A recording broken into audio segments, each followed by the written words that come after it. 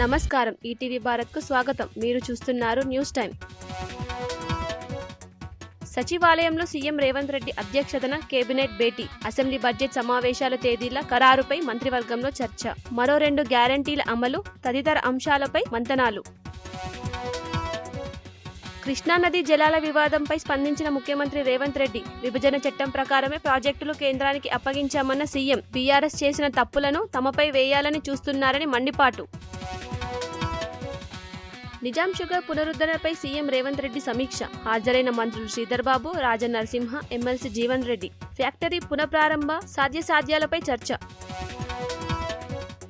పద్మ పురస్కార గ్రహీతలను ఘనంగా సన్మానించిన రాష్ట్ర ప్రభుత్వం, పద్మశ్రీ గ్రహీతలకు 25 లక్షల నగదు, 25,000 రూపాయల పింఛను ప్రకటించిన సీఎం. అవార్డు గ్రహీతలను సన్మానించడం ఒక బాధ్యతగా భావించామన్న రేవంత్ రెడ్డి.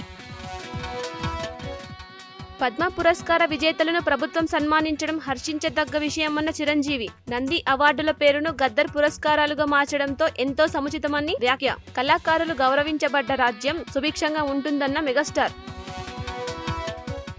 హైదరాబాద్ నుంచి రాంచీ బయలుదేరిన జార్ఖండ్ ఎమ్మెల్యేలు, శంషాబాద్ నుంచి ప్రత్యేక విమానంలో రాంచీకి ప్రయాణం. రేపు జార్ఖండ్ అసెంబ్లీలో బలపరీక్ష ఎదుర్కోనున్న చంపై సోరెన్. చంద్రబాబుతో ముగిసిన పవన్ కళ్యాణ్ భేటీ, అభ్యర్థుల స్థానాలపై స్పష్టతకు వచ్చిన ఇరువురు నేతలు. ఆశావాహుల రాజకీయ భవిష్యత్తుకు హామీ ఇవ్వనున్న ఇరు పార్టీలు.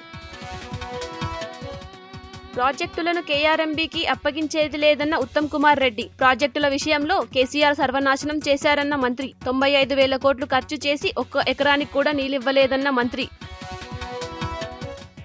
లోక్సభ ఎన్నికల్లో మల్కాజ్గిరిలో బీఆర్ఎస్దే గెలుపన్న కేటీఆర్. కాంగ్రెస్ మాటల ప్రభుత్వమే తప్ప చేతల ప్రభుత్వం కాదన్న మాజీ మంత్రి. అసెంబ్లీ ఎన్నికల ఫలితాలు మన మంచికే అంటున్నానని వ్యాఖ్య. ఇవి ఇప్పటి వరకున్న ప్రధానాంశాలు. మరిన్ని తాజా అప్డేట్స్ కోసం www.etvbharat.com వెబ్సైట్ను సందర్శించండి.